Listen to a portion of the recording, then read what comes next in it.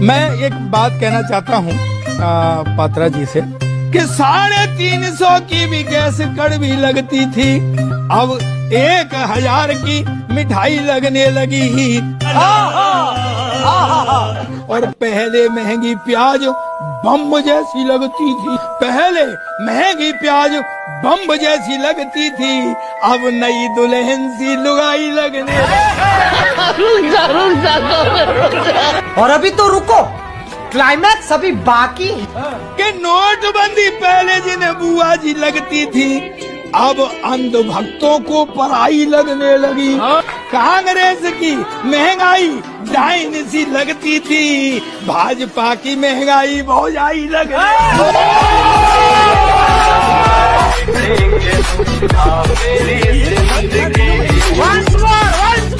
और अभी तो रुको, क्लाइमैक्स अभी बाकी।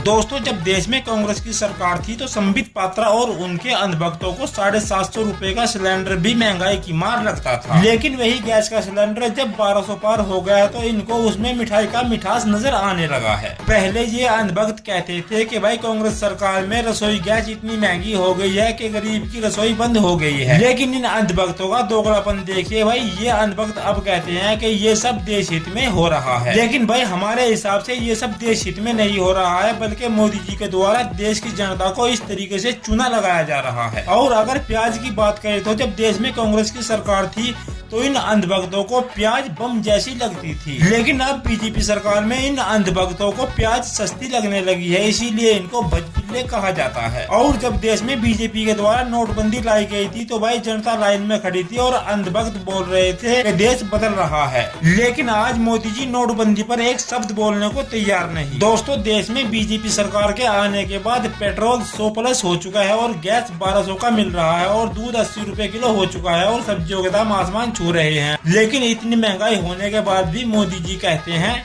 सब चंगासी।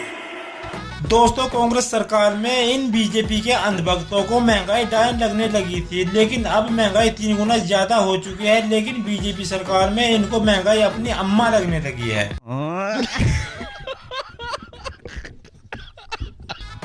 लेकिन दोस्तों, देश में इतनी महंगाई होने के बाद भी फिर भी अंधभक्त कहते हैं मोदी चाहिए, मोदी। गांडू मर क्यों नहीं जाता तू?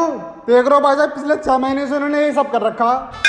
और ऐसे अंधभक्तों के मुंह पर थू थू थू